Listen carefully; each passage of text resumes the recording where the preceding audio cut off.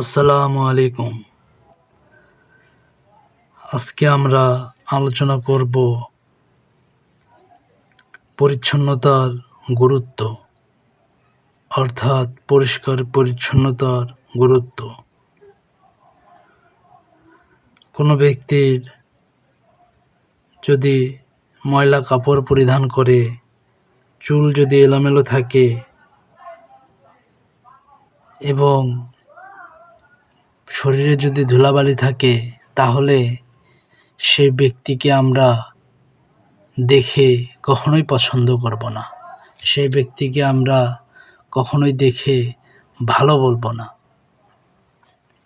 আমরা অবশ্যই এমন ব্যক্তিকে পছন্দ করি যারা সবসময় পরিষ্কার পরিচ্ছন্ন থাকে এবং সবসময় পরিচ্ছন্নতার ভিতরে নিজেকে রাখে।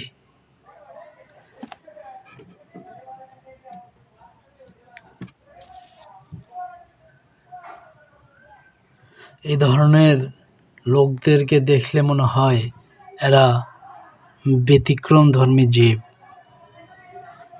এসব লোকদের জন্য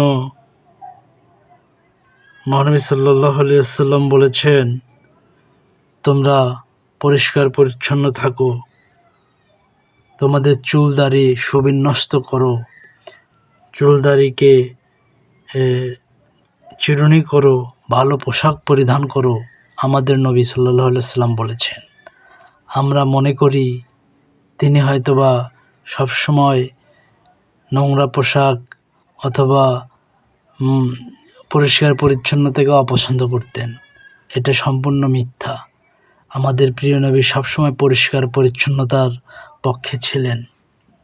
তিনি মানুষকে নির্দেশ দিয়েছেন যেন সবাই পরিষ্কার পরিচ্ছন্ন কাপড় পরিধান করে, এবং তিনি নির্দেশ দিয়েছেন যেন সবাই পরিষ্কার পরিচ্ছন্ন থাকে, এবং তিনি বলেছেন পরিষ্কার পরিচ্ছন্নতা, ভালো পোশাক পরা, আতর দেওয়া, শরীরকে পরিচ্ছন্ন রাখা এসব ঈমানের অঙ্গ।